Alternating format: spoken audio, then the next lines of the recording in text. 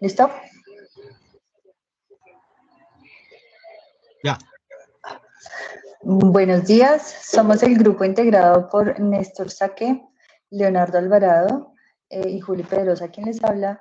Nuestro proyecto lleva por título Pronóstico de la variable de material particulado PM2.5 en la localidad de Kennedy.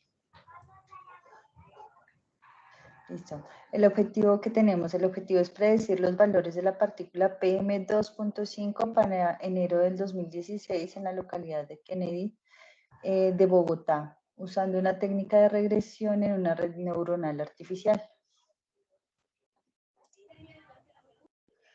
Listo. ¿Cuál es la agenda que tenemos para el día de hoy? Entonces tenemos la descripción inicial del data frame, el análisis descriptivo, transformaciones, análisis de componentes principales y análisis de series de tiempo.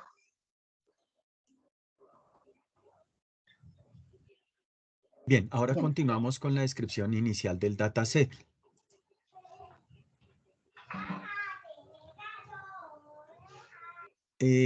Bueno, los datos. La información del dataset corresponde a las mediciones reportadas por las autoridades ambientales al CISAIRE. El CISAIRE es el subsistema de información de la calidad de aire y el tiempo de las mediciones corresponde a los años desde el 2011 hasta el 2017.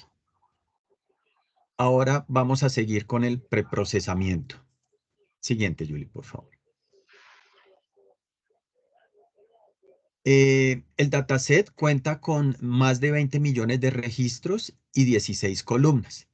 Quiero resaltar que dentro de la columna variable se encuentran las mediciones que nos interesan porque corresponden a los datos de los agentes contaminantes del medio ambiente, que más adelante veremos cuáles son, y mediciones de tipo meteorológico. Siguiente, por favor. Bien, la descripción de las variables está hecha en dos partes. Primero, las variables de interés, que básicamente son las que están directamente relacionadas con la contaminación del aire y que por estudios epidemiológicos se consideran perjudiciales para la salud y el bienestar de los humanos. Las tenemos numeradas del 1 al 7 y corresponden en su orden a óxido de nitrógeno la primera, la segunda dióxido de nitrógeno, la tercera es el ozono, la cuarta es el monóxido de carbono, la quinta el dióxido de azufre, sexta y séptima son materiales particulados denominados PM10, que corresponden a un tamaño menor a 10 micras, y PM2.5 son sustancias líquidas y sólidas que están suspendidas en el aire, pero que tienen un tamaño inferior a 2.5 micras. Las otras variables que nos llamaron la atención son las que denominamos variables que podrían ser influyentes y las denominamos meteorológicas y que pueden afectar la dispersión, la concentración y el transporte de los contaminantes atmosféricos.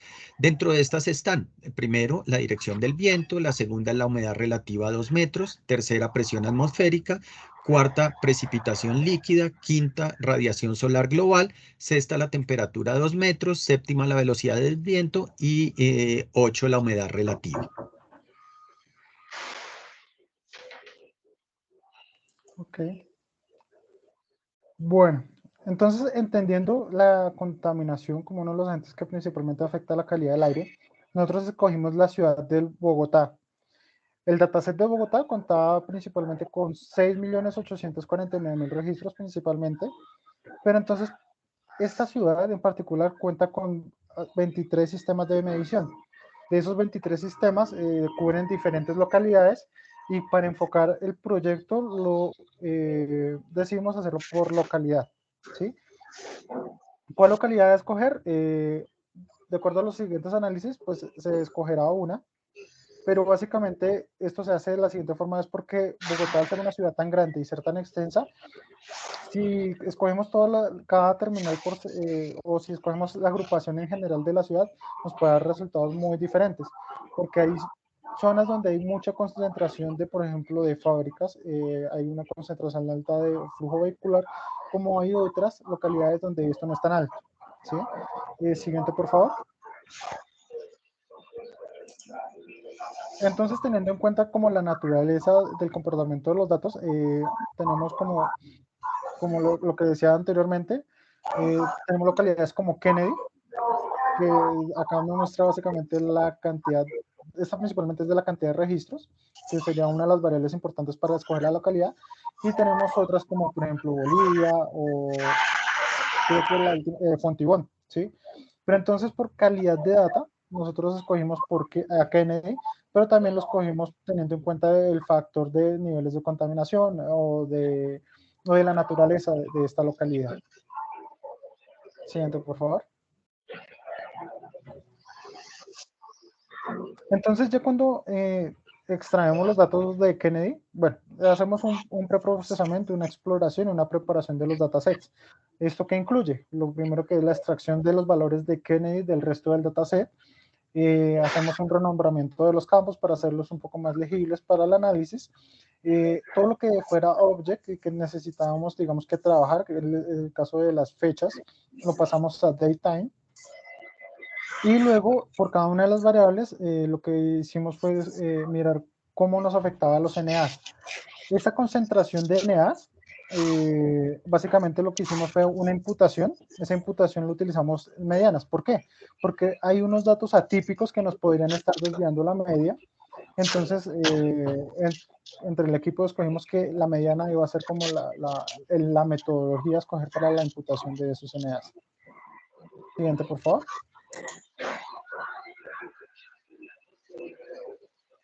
Listo. Ah, no, esa te toca a ti. Siguiente. Listo. Siguiente. Vale.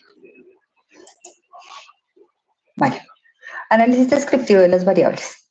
Todas las variables tienen una distribución que no es normal. Se realizó la prueba de normalidad para las variables de interés, las que son de contaminantes atmosféricos, que es lo que estamos analizando, y para las variables pues, meteorológicas. La prueba que usamos fue Shapiro-Wilk, que en todos los casos tuvo un p-value mayor a 0. Que en todos los casos tuvo un p-valor menor a 0.05, perdón. Listo. El análisis anual de concentración de las variables de interés. Nos pareció interesante tener algunas visualizaciones comparando la zona de Kennedy con la zona de Guaymaral, que por su ubicación periurbana podía tener niveles de agentes contaminantes diferentes a los de Kennedy. Nuestra presunción fue cierta y en todos los contaminantes de Kennedy tuvo valores superiores a los de Guaymaral, a excepción del ozono 3, que se forma con mayor medida con grandes zonas verdes, pues como todos conocemos Guaymaral. Listo. El boxplot para los diferentes agentes contaminantes siempre mostró valores atípicos, como lo podemos notar acá y en la anterior diapositiva. Sin embargo, no los eliminaron, ni los eliminamos ni los sustituimos, ya que eran valores posibles, y si los eliminábamos podríamos estar perdiendo información valiosa con respecto a los valores indicativos de alta contaminación. También se observaron datos atípicos en algunas variables meteorológicas, pero tampoco se eliminaron por ser valores reales posibles. ¿Vale? El mapa de correlación. El mapa de calor de correlaciones nos permite justificar la eliminación de alguna de las variables que no están relacionadas con las variables de interés. Entre esas la dirección del viento y la precipitación líquida. Acá también podríamos revisar si hay algunas variables que sean redundantes entre ellas, ¿no? Y con eso tomar la decisión de eliminarlas. Listo. Bien, ahora seguimos con la parte de las transformaciones.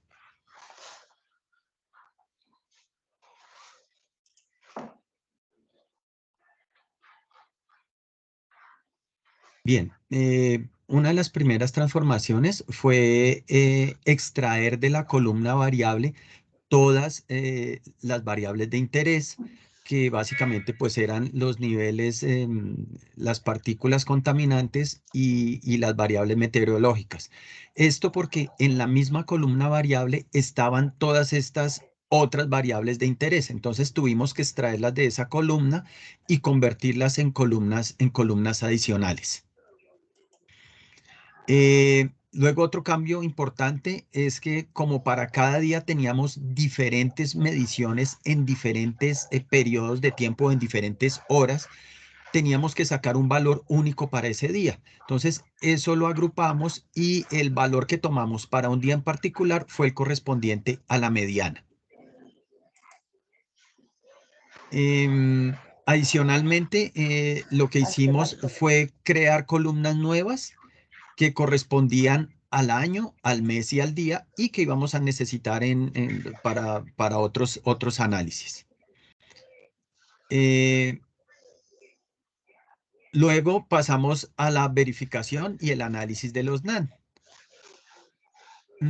Básicamente, en algunas variables encontramos que había estos valores faltantes y lo que hicimos fue reemplazarlos por la mediana, ya que, como se mencionó anteriormente, las variables no tenían una distribución normal. Entonces, lo mejor era reemplazarlos por el dato de la mediana. Luego hicimos un análisis descriptivo entre la asociación de la variable de interés PM2.5, que es la que se considera más nociva para la salud humana, con otras variables del dataset. Aquí realmente la que nos pareció más importante fue la asociación positiva que encontramos entre el PM10 y el PM2.5. Es decir, cuando subía el PM2.5, subía también el PM2.5. ¿Esa la podemos ver en esta gráfica, sí, Néstor? Sí, ¿O listo? Sí, listo. Vale, gracias. Sí, señor. ¿Continúo? La siguiente, Julie, sí, por favor. Vale. Eso que habíamos visto en la descripción de la asociación que teníamos entre el PM10 y el PM2.5, lo podemos visualizar mucho mejor con este mapa de calor. Y lo que encontramos es que había una alta correlación entre esos dos contaminantes, una correlación de un valor de 0.86. Entonces, definitivamente, pues sí estaban relacionados esos dos materiales particulados. Siguiente.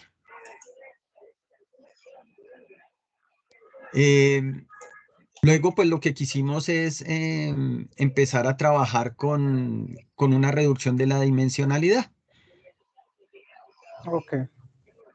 Bueno, entonces nosotros tenemos un conjunto de datos en Bogotá, de la terminal de Kennedy, con unas variables tanto atmosféricas, químicas, y entre esas está pues el azufre, el nitrógeno. Pero entonces lo que nosotros queríamos era extraer la información, más importante. Lo segundo era reducir la dimensionalidad y por ello utilizamos el PCA, ¿sí? Para generar un modelo un poco más sencillo, pero que a su vez nos demostrara o que nos representara en un gran porcentaje la data que ya teníamos.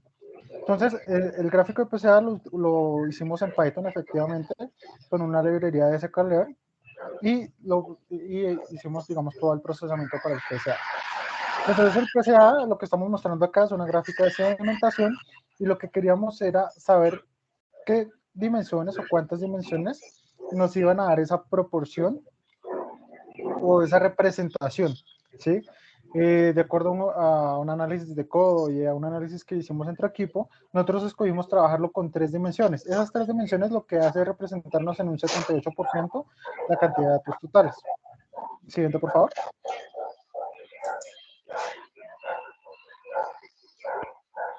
Luego, ¿qué se hizo? Como para hacer un entendimiento del PCA, hicimos una correlación de cada una de las dimensiones con cada una de las variables, ¿sí? Para ver cuál era, por decirlo, el impacto de cada una de esas variables con respecto a su respectiva dimensión. Nosotros acá que encontramos que efectivamente hay como unas tendencias, unas agrupaciones especiales.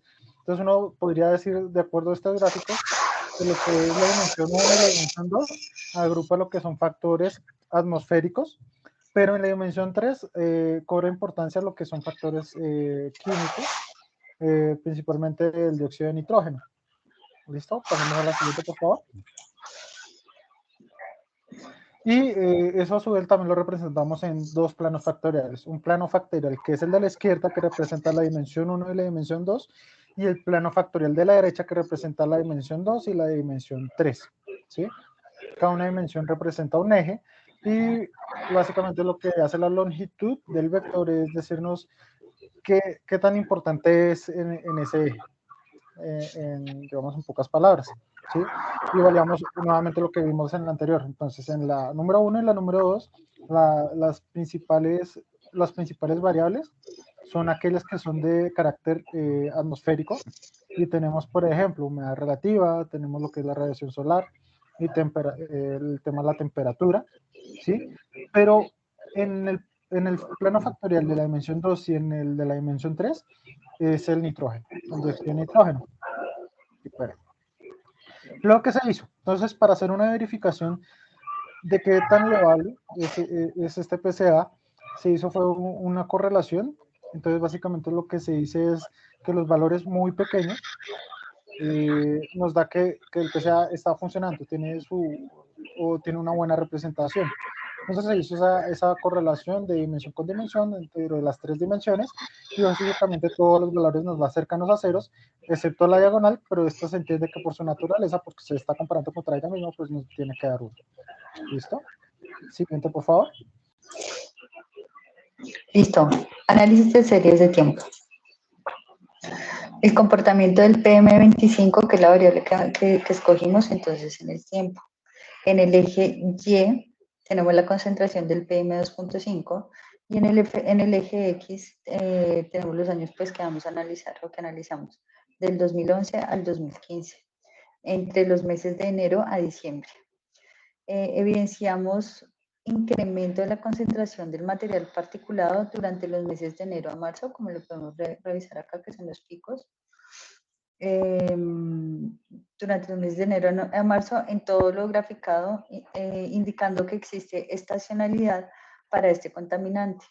Este comportamiento coincide siempre con los meses más secos. Asimismo, observamos una disminución durante los meses de junio y julio. Esto coincide con la influencia de los vientos alisios, acá como lo podemos observar, los piquitos acá abajo. ¿Vale? Análisis de estacionalidad es básicamente otra visión del gráfico anterior. ¿Listo? Análisis de tendencias y estacionalidad. El análisis de tendencia y estacionalidad, entonces lo que hicimos fue que por tendencia anual y por tendencia mensual hicimos los gráficos estos de Boxplot. En el Boxplot de tendencia anual se muestran las variaciones que existen en los años evaluados, el 2011, 2012, 2013, 2014 y 2015, resaltando el mayor valor de la mediana del cuartil 3 y el pico más alto de la concentración del PM2.5 en el 2014, como lo podemos observar acá. En el boxplot de estacionalidad por mes se destaca el mes de julio, ya que aun cuando tiene menor valor de mediana, es el mes con mayor dispersión de datos, como lo pueden ver acá, y es relacionado al tema que les nombré anteriormente, que es lo de los vientos alisios. Adicionalmente, se observa que en el periodo con más sequía, que es de enero a marzo, se incrementa la concentración del PM2.5. ¿Listo? Vale, dale, Leito. Bueno, con relación a los patrones de la serie temporal, en esta gráfica lo que estamos viendo básicamente es lo que ya hemos comentado anteriormente, que existe esa estacionalidad, que hay unos meses a principio de año que tienen valores más altos. Entonces, eso es lo que podemos visualizar en esas tres gráficas. Y una disminución de la concentración de este contaminante entre los meses de junio y julio. Entonces, digamos que son diferentes formas de visualizar lo que ya hemos comentado. Siguiente, Yuli, por favor. Bueno, aquí lo que hicimos fue descomponer la serie de tiempo en sus componentes. Entonces, la primera, que es básicamente o la gráfica superior, es la que hemos venido viendo inicialmente, donde están los periodos de los años y los meses. Luego lo que vemos es la gráfica de la tendencia, donde vemos cómo va variando, cómo varía a través de los años, pero con los picos con los picos y los descensos que ya hemos mencionado. Adicionalmente, pues vemos que hay una leve tendencia a la baja, lo que podría ser positivo, pero pues no hemos dejarnos engañar por esa leve tendencia, porque si bien viene bajando, esa concentración sigue siendo bastante alta y está por encima de la meta establecida por la OMS. Adicionalmente, en la última parte, pues están el ruido eh, que se tiene pues para cada una de las mediciones. Listo, Julie, siguiente, por favor. Bueno, este es el suavizado de la tendencia y aquí lo que tenemos es la comparación entre los datos originales que están en la parte superior de la gráfica con dos diferentes porcentajes de suavizado. Tenemos un suavizado del 10% que realmente permite seguir observando esa estacionalidad que ya hemos mencionado con mayor concentración en los meses de enero y marzo. Pero cuando hacemos un suavizado del 30%, este parece ser demasiado alto, ese suavizado, y perdemos la información del año 2012.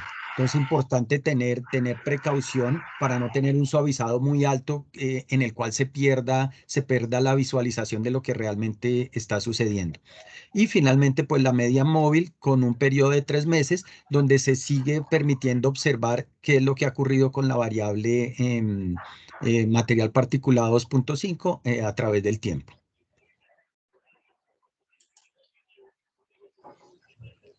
Bueno, entonces pasamos a lo que es a los análisis de autocorrelación.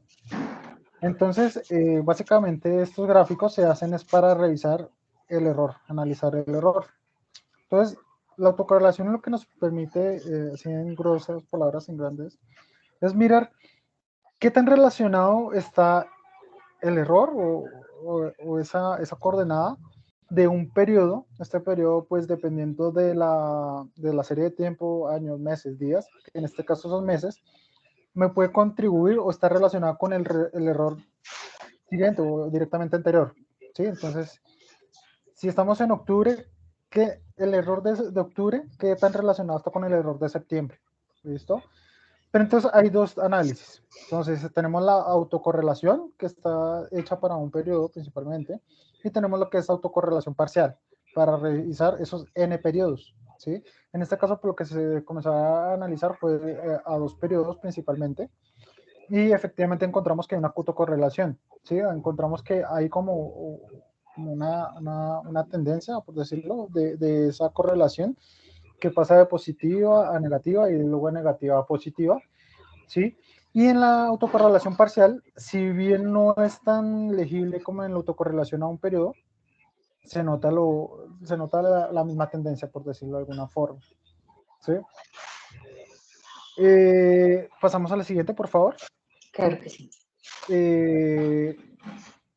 Para complementar, y estos dos análisis son tienen como su cierto parecido, y es la estimación de la predictibilidad de la serie de tiempo, ¿sí? ¿Qué tenemos acá? Entonces tenemos la primera parte del código, que tenemos grados de libertad 1, la segunda parte del código, que es grados de libertad 2, ¿sí? O sea, un periodo, 2 periodos, lo que nos permite la casualidad de Granger, es basado en diferentes tests. Entonces acá vemos el TSF, Fisher, el chi cuadrado, y un P value. Entonces lo que nos permite es que si los valores P son menores a 0.05, esto está por debajo del nivel de significancia, lo que nos daría a entender que rechazamos la hipótesis nula y concluimos que sí existe una casualidad en la serie de tiempo. Entonces, tenemos la primera, que es grados de libertad 1 a un periodo, y encontramos que ese p-value es de 0.0085, 0.0086 en cada uno de sus test. Entonces, sí hay una predictibilidad. En la segunda, que no es tan clara como lo vimos en la anterior, pero en la anterior era básicamente con los errores, existe esa predictibilidad, no es tan clara, y vemos que el valor pues aumenta, está en 0.014, sin embargo pues sigue siendo un valor bueno, por decirlo de alguna forma, y que nos permite decir hay una estimación de predictibilidad. Esta fue la metodología de Granger, y con esto pues finalizaríamos el análisis de serie de tiempo. Las bibliografías que utilizamos para hacer dichos análisis fueron varias. Para el tema de conceptualización utilizamos la información generada por ILEAN. Este es un informe de calidad que se generó y tiene varios años. Es un informe muy completo, detallado, y también en la página donde se sacó básicamente los datos. Para temas de series de tiempo, análisis, se utilizó la página de ML Studio de Yao, que es análisis de series de tiempo en Python. Es una guía que da ejemplos, ilustra los ejemplos. Y aparte, pues tenemos acá unos informes de Machine Learning. Eso básicamente fue porque inicialmente estábamos revisando cómo era el comportamiento o qué afectaciones tenía, por ejemplo, partículas del PM2.5 con enfermedades respiratorias, ¿sí? Cómo era, digamos, ese comportamiento de la polución principalmente. Y nada, muchas gracias a todos por su atención. Muchas gracias. Que tengan todos un buen día. Feliz día, hasta luego.